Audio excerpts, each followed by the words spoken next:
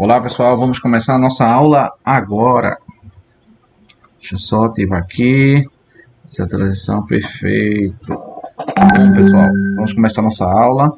Estamos aqui falando sobre as teorias sobre acidentes e ocorrências de trabalho que acontecem, né? Temos aqui duas delas, e duas teorias bastante importantes quando se fala sobre SMS, basicamente quando se fala sobre acidentes de trabalho.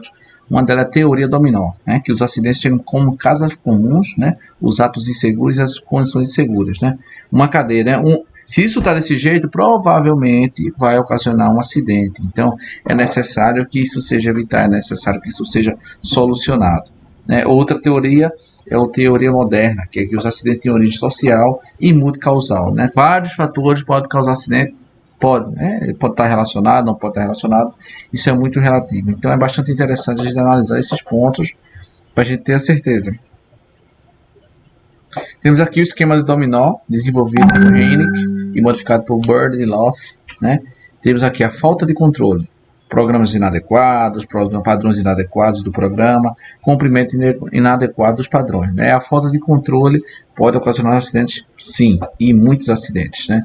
Temos aqui as causas básicas, fatores pessoais e fatores de trabalho, né? Que isso também interfere. Temos as causas imediatas, né? Que são atos e condições abaixo do padrão, que pode também causar acidente. Temos o incidente, né? Que é o contato com energia ou substância química, ou substância contagiosa, substância venenosa, que pode causar acidente. E para finalizar, temos a perda de pessoas, propriedade, processos e meio ambiente, e isso atrapalha, né? A teoria dominó. Isso é aquele joguinho dominó, bota um dominó um atrás do outro, um vai derrubando o outro, um vai derrubando o outro, até realmente causar um acidente. Isso pode ser evitado a partir do momento que é desenvolvido todas essas situações para ser realmente evitadas. Temos aqui o homem, né? Somos fatores pessoais de insegurança, são os atos inseguros, né? Por exemplo, você vai dirigir um carro se você tem perícia, se você tem conhecimento total sobre o veículo, né? Você sabe dirigir carro manual, aí você não sabe dirigir carro automático, aí você já sente diferença, e isso pode ocasionar acidente. Então é necessário ter um pouco de cautela, ter um pouco de calma. Temos o meio ambiente, fatores materiais e as condições inseguras, né? Tudo causado pelo ambiente. Meio ambiente pessoal não quer dizer meio ambiente natural, não. É o meio ambiente de trabalho da empresa. Às vezes a empresa ela não fornece condições seguras para as pessoas trabalharem. Então isso pode causar acidentes ou, aqui no caso de fatores do meio ambiente, doenças. Que pode ocasionar lesões físicas, danos materiais, perda de tempo, doenças ocupacionais em geral. Temos aqui as causas normais mais apontadas, que são atos inseguros, condições inseguras, fatores pessoais de segurança, como eu mencionei anteriormente.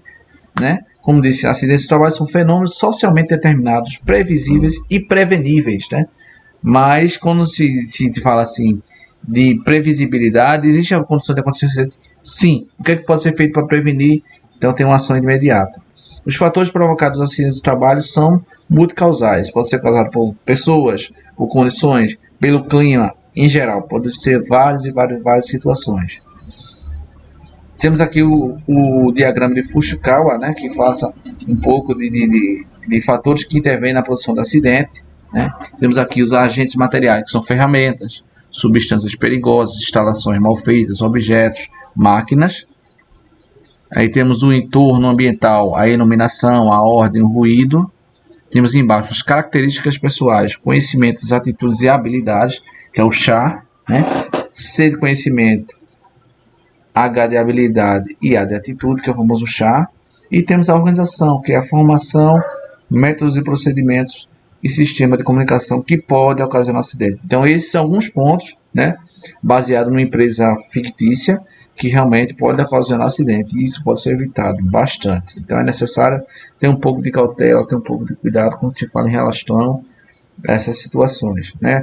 Quando você vai analisar o gráfico de Fukushikawa, você analisa um entorno em geral. Acho que vocês vão ver isso em outros módulos, com outros professores, mas é bastante interessante quando se desenvolve esse gráfico aqui chamado espinha de peixe, que analisa realmente a causa que pode ocasionar um problema.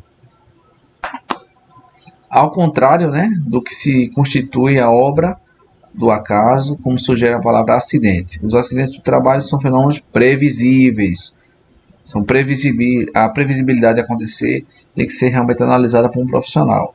dado que os fatores, né, capazes de desencadeá-los encontram-se presentes na situação de trabalho passíveis de identificação, muito tempo antes de serem realmente desencadeados, de serem realmente continuados. Acidente típico é aquele acidente decorrente da característica da atividade profissional desempenhada pelo acidentado. Acidente de trajeto é aquele sofrido pelo empregado no percurso da residência para o local de trabalho, ou deste para aquela, de casa para o trabalho, do trabalho para casa. Esse é considerado acidente de trajeto. Então, qualquer que seja o meio de locomoção, inclusive veículo de propriedade do empregado, é considerado acidente de trajeto, né? Houve a mudança na lei trabalhista, acho que foi em 2017, 18, acho que foi isso, não me recordo propriamente dito, e que a empresa era responsável pelo acidente de trajeto. Por exemplo, o funcionário sai de casa, vai resolver uma coisa, vai resolver outra e vai para o trabalho. Okay. E na saída do trabalho vai resolver uma coisa, sofre um acidente e ele não foi direto para casa. Então a empresa ela teria que arcar, mas o foco era o funcionário sair da empresa e ir para casa. Então tirou-se a obrigatoriedade da empresa em relação ao acidente de trabalho. Isso se, por exemplo, a empresa fornecer um veículo, um ônibus, por exemplo, ele vai coletando todos os funcionários. E durante esse percurso, o ônibus da empresa, que é responsável, sofreu um acidente. Então, neste caso, a empresa realmente ela é responsável. Fora isso, não. Doenças profissionais, né, que é a doença profissional, ou tecnopatias, assim entendida, é a produção desencadeada pelo exercício do trabalho peculiar a determinada atividade e constante da perspectiva da relação elaborada pelo Ministério do Trabalho e da Previdência Social, né? É aquela doença ocasionada pela pessoa desenvolver uma atividade. Por exemplo, vou citar um exemplo, eu trabalho numa fábrica que produz cloro. Eu tenho meu pulmão perfeito, meu nariz perfeito, todo o meu sistema respiratório em perfeitas condições. E com o tempo, quando eu trabalho nessa fábrica, começa a ingerir através do ar, através de poeira, né, ou através também da questão de neblina, a questão de produtos químicos ocasionados pela produção desses materiais, na empresa na qual eu trabalho. E eu desenvolvi um problema respiratório sério, uma asma, uma bronquite, uma rinite alérgica no geral. Então, no caso, isso é considerado doença profissional, que eu adquiri essa doença durante a minha atividade laboral, durante o trabalho. Então, isso tem que ser trabalhado, evitado. Por isso que existe uma grande rotatividade de pessoas em postos de combustíveis, né? Que eles inspiram muito benzeno. Então, para a pessoa não realmente ficar exposta constantemente, existe realmente a troca constante de funcionário desse tipo de estabelecimento. Minha voz está um pouco ruim, mas eu acho que está bom o volume. Então, temos aqui o anexo 2 do decreto 3.048, que estão discriminados vários agentes e doenças relacionadas ao trabalho. Temos a lista A, que estão descritos os agentes ou fatores de risco de natureza ocupacional relacionados com a etiologia das doenças profissionais e doenças relacionadas com o trabalho. Estão citados, entre outros, o absteto, o benzeno e a silica livre. O benzeno que eu acabei de falar, que acontece muito em postos de combustíveis. Lista B, doenças infecciosas e parasitárias relacionadas ao trabalho, como tuberculose, leptospirose e tétano. Basicamente, pessoas que realmente trabalham em hospitais, clínicas e na área de saúde, né, relativamente. Neoplasias relacionadas ao trabalho, neoplasia maligna do estômago relacionada ao absteto ou amianto, leucemias relacionadas ao benzeno, às radiações ionizantes, né? Temos também aqui, né, o amianto, pessoas que trabalham na fábrica de produção de telhas. Eu acho que antigamente tinha telha de amianto, acho que hoje é proibido por lei, porque as pessoas inspiravam aquela poeira naquele corte daquela telha de amianto. Deixa eu ir um pouquinho mais para cá, sair um pouquinho da frente, pronto. Doença de sangue e dos órgãos hematopoéticos, não, hematopoieticos, né, nem poéticos, né, poiéticos, relaciona-se com o trabalho aglonocitose, ou benzeno, novamente. A anemia plástica não configura benzeno em radiações ionizantes. Novamente, benzeno é complicado, né? Os postos de combustível, se você perceber, agora que os profissionais que trabalham em postos de combustível estão usando máscara. Só que aquela máscara, pessoal, é totalmente inadequada. Existem vários tipos de máscara. Vai ter um trabalho que vocês vão desenvolver em grupo, que eu estou até finalizando. Acho que Samara Nicole, acho que é a única que está com um trabalho adiantado. Faltam algumas pessoas se situarem na questão da formação dos grupos, mas assim que a gente terminar esse conteúdo, a gente vai continuar esse trabalho. A gente vai deixar a data para definir, eu acho que no começo de dezembro. Mas eu vou marcar um encontro para relacionar e falar sobre esse assunto. As mesopatias, né, são doenças assim entendidas e adquiridas ou desencadeadas em função de condições especiais em que o trabalho é realizado e com ele se relaciona diretamente, constante no inciso da relação no inciso 1, né, que é o primeiro. Não se considera doença do trabalho a degenerativa, né, aquela que ela degenera as pessoas, né, inerente ao grupo etário, né, por exemplo. Com o passar do tempo vai ser adquirindo algumas doenças específicas, então a empresa ela não tem nenhuma assim, culpa, né? Ela pode acelerar, mas a empresa não tem uma culpa imediata. Aqui não produz incapacidade laborativa. Incapacidade laborativa é a incapacidade de não poder trabalhar na sua função específica. Por exemplo, eu sou um policial, né? Eu sofri um acidente, não de trabalho, mas um acidente pessoal. Estava de moto, tive que amputar minha mão. Eu preciso da minha mão para poder atirar, para poder manusear uma arma. Nesse caso, estou incapacitado laboratoriamente para exercer minha atividade profissional, que é ser policial. Então, nesse caso, eu tenho que realmente entrar numa licença de aposentadoria. Então, a doença endêmica, salvo a comprovação de que foi adquirida devido à natureza do trabalho realizado. E isso é bastante interessante quando se fala realmente na adquirência de certos tipos de doença no trabalho. O porquê do contato e da forma de contato, em geral, indica algumas irregularidades que devem ser suprimidas no trabalho. Por exemplo, algo bastante interessante. Estou trabalhando numa empresa e essa empresa ela executa algumas atividades externas. E eu adquiri uma doença chamada Covid-19. Infelizmente, foi na minha atividade laboral. É considerado ou não doença do trabalho? Vou deixar um tempo para vocês pensarem. 5, 4, 3, 2, 1. É considerado sim, porque eu adquiri no trabalho. Porém, não é uma doença, né, que você, dependendo do grau, não é uma doença que pode ocasionar perda da sua atividade laboral, dependendo se realmente for levado à morte, dependendo do grau. Porque existem doenças pré-existentes que realmente desenvolve e acelera mais aí na questão do Covid-19. Então, muito cuidado na questão do Covid-19. Por isso que as empresas elas têm que exigir de seus funcionários, principalmente em atendimento externo, a utilização de máscara ou de face shield e o famoso álcool em gel. Temos aqui a classificação de grupos de acordo com seu grau, seu risco, né? Temos o grupo 1, que é o verde, que é o risco físico, ruídos, vibrações, radiações, ionizantes, não ionizantes, o frio, o calor, a pressão anormal e a umidade. Tem o risco vermelho, que é o risco químico, poeiras, fumos, névoas, neblinas, gases, vapores, substâncias compostas de produtos químicos em geral.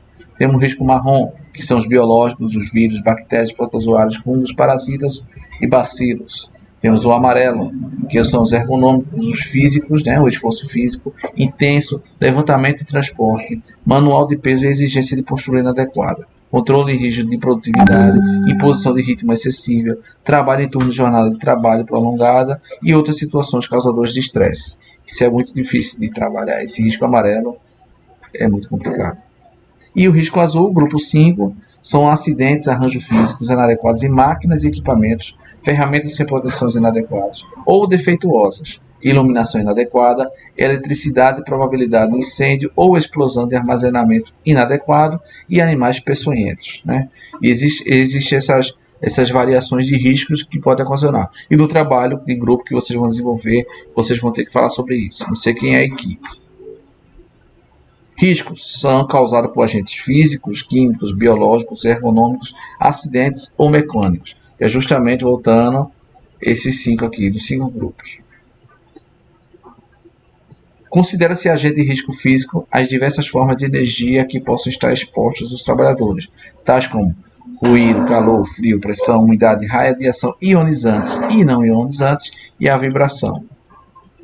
Ruído é definido como som indesejável, produto das quais a atividade diária da comunidade. O som representa as vibrações mecânicas de uma matéria e através de qualquer fluxo de energia na forma de ondas sonoras. Causa cansaço, irritação, dor de cabeça, diminuição da audição, problemas do aparelho digestivo, taquicardia, perigo de infarto em geral. Isso acontece muito em sala de aula, quando acontece muito barulho. O ruído atrapalha bastante, causa bastante irritação, dor de cabeça, diminuição de audição, não só do professor, mas também de todos os alunos que estão naquele ambiente fechado, e como dizer, problema da aparelho digestivo, da cardia, perigo de infarto, né? Dá uma raiva muito grande. Vibrações é qualquer movimento que o corpo executa em torno de um ponto fixo. Esse movimento pode ser regular, do tipo só senoidal ou irregular, quando não segue um padrão determinado. Pode ocasionar cansaço, irritação, dores no membro, dores na coluna, doença de movimento, artrite, problemas digestivos, lesões ósseas, lesões de tecidos moles e em geral. Temos aqui a vibração usando aquela, não sei o nome dessa ferramenta, mas esse movimento pode ocasionar tudo isso, se for realmente prolongado, se não ter realmente ferramentas e materiais adequados para a utilização dessa ferramenta. Calor, ele pode aumentar a taquicardia, aumento da pulsação, cansaço, irritação, prostração térmica, choque térmico, fadiga térmica, perturbação das funções digestivas e hipertensão. Você trabalhar numa pizzaria, aquele calor, aquele suor todo, fica suando e caindo suor em cima da pizza, da massa, tudinho aí, aquela coisa. Resumindo a história, é complicado você trabalhar no ambiente com calor. Radiações ionizantes, né? São partículas ou ondas eletromagnéticas que podem interagir com a matéria e ioniza diretamente ou indiretamente seus átomos ou moléculas. Pode causar alteração nas células, câncer, fadiga, problemas visuais e acidente do trabalho, né? Temos a questão do raio-x mesmo, né? O raio-x, aquelas ondas. Dizem que até o famoso agora, do momento que é o 5G, ele pode ocasionar esse tipo de radiação. Radiações não ionizantes são aquelas que é ao contrário da ionizante. Apenas pode ativar todo o conjunto de átomos que recebe essa carga de energia. São classificadas pelos comprimentos de ondas nanômetros a quilômetros. Pode ocasionar queimaduras, lesões na pele e em outros órgãos em geral. A umidade pode ocasionar doenças nos aparelhos respirativos, quedas, doenças da pele e doenças circulatórias, né? Temos aqui um rapaz andando na chuva, que ele pode levar uma queda ali e ocasionar um acidente, um risco, né, no caso. Considera-se agente de risco químico as substâncias compostas ou produtos que possam penetrar no organismo do trabalhador pela via respiratória, na forma de poeiras, de fumos, gases, neblinas, névoas ou vapores, ou que seja pela natureza e atividade da exposição. Possa ter contato ou não ter absorvido pelo organismo através da pele ou pela ingestão de gases, vapores, névoas e aerodispersadores, né, que são poeiras e fumos metálicos. Fumos metálicos, não sei nem o que é isso. Deve ser realmente quando a produção de materiais metálicos e sai aquela, principalmente solda, né? Se você perceber, a solda ela tem um cheiro específico e tem que usar não só a máscara, mas também aquele protetor por causa da geração de iluminação constante. Aqui temos aqui umas poeiras minerais, vegetais, alcalinas, incômodas, silicone, obestose, bicinose, bagaçose, enfisema pulmonar, que pode potencializar a nocividade. O pó mata, né? Diz que se você trabalhar numa fábrica de cimento, se você não usar máscara, você com o tempo vai ingerindo aquele pó, e aquele pó ele pode pedrificar o seu pulmão com o tempo. É a mesma coisa o gesso, tem que trabalhar realmente com todos os EPI, que são equipamentos de proteção individual, para evitar esse tipo de problema. Um exemplo bastante importante é a questão do mármore. O mármore, quando você corta o mármore, ele faz uma poeira tão fina, e essa poeira se espalha de uma forma tão grande que é totalmente prejudicial. E esse contato constante com esse tipo de poeira, pessoal, também pode pedrificar o pulmão e ocasionar outros tipos de doença. Tem que usar máscara. Segundo, existe uma lei, baseada pela NBR, todo corte de mármore tem que ser efetuado através de ferramentas que molhe o produto. Por exemplo, vai molhando a pedra para não gerar aquela poeira e aquela fumaça dispersadora daqueles microporos de poeira. É complicado. Fumos metálicos são intoxicações específicas de acordo com o metal. Febre dos metais, fumos metálicos e doença pulmonar obstrutiva, né? Como temos aqui a imagem de um cara soldando. Neblinas, aerosóis líquidos formados pela condensação de vapores, né? Você não pode ficar cheirando aquele gás que sai realmente do desodorante de outros aparelhos aerosóis, principalmente daqueles que trabalham com veneno. Névoa, constituído por partículas líquidas, independente da natureza do diâmetro da partícula, formada pela desagregação mecânica dos corpos líquidos. Temos aqui a névoa de tinta, né? Você passa naquele ambiente, o cara com uma pistola pintando e aquele cheiro de tinta. Isso é totalmente prejudicial, principalmente se você tiver trabalha com isso constantemente. Temos aqui um cara usando um EPI constantemente correto, né? Um macacão com luva, temos aquele a máscara e até um capote para proteger também a questão da cabeça. É bastante interessante. Vapores, né? São substâncias que se encontram no estado gasoso como resultado de algum tipo de alteração do seu estado normal e temperatura ambiente. Temos aqui as variações do estado da matéria, né? Temos o sólido, o líquido, o gasoso. Do sólido para o líquido temos a fusão. Do líquido para o gasoso, a vaporização, que é o famoso vapor. Do gasoso para o líquido, a condensação. Do líquido para o sólido, a solidificação. E do sólido para o gasoso e do gasoso para o sólido, a sublimação. Gases não possuem formas e volumes próprios e tendem a se expandir indefinitivamente. A temperatura ordinária desses sujeitos à pressão forte não pode ser realmente total ou parcialmente reduzida ao estado líquido. Por exemplo, o GLP, que é o famoso gás de cozinha. Deixa eu só tirar essas imagens aqui, estão em cima do outro. Mas eu vou tentar ler, não para tirar agora não. Risco biológico considera-se como agente de risco biológico as bactérias, vírus, fungos, parasitos em geral. Pode ocasionar as seguintes doenças, entre outras: tuberculose, intoxicação alimentar, fungos de micro-organismos causadores de infecções, brucelose, malária, febre amarela em geral. As formas de prevenção para esse grupo de agentes são vacinação, esterilização, higiene pessoal, ventilação, controle médico e controle substancial. Riscos ergonômicos, esforço físico intenso, levantamento e transporte manual de peso, principalmente acima da questão do peso que você pode realmente aguentar, a exigência de postura inadequada, controle rígido de produtividade, imposição de ritmos excessivos de trabalho, trabalho em turno ou noturno, forçado, né, constante, jornada prolongada de trabalho, monotonia e repetitividade e outras situações causadoras de estresse físico ou psíquico. Tudo pode ser um gatilho. Os ergonômicos são bastante interessantes, muito interessantes. Quando você olha para isso, se você trabalhar no ambiente, você analisar, existe risco ergonômico constantemente, quase todo dia de empresa. Né? Se vocês perceberem, em alguns supermercados, principalmente os grandes, a pessoa que carrega o peso, ela tem uma cinta que protege, ela faz uma curva aqui e protege toda a coluna para a pessoa pegar a quantidade ideal do peso. Né? Não é, eu tenho 50 quilos, eu vou pegar 100 quilos de peso. Não, existe uma quantidade máxima. Jornada prolongada realmente ocasiona muito cansaço físico e mental. Isso é muito ruim. Temos aqui o trabalho dos dois profissionais trabalhando. Risco de acidente, arranjos físicos inadequados, máquinas e equipamentos sem proteção, ferramentas inadequadas ou defeituosas, iluminação inadequada, eletricidade, ocasiona muito tipo de acidente, muito mesmo. Vocês não imaginam quanto.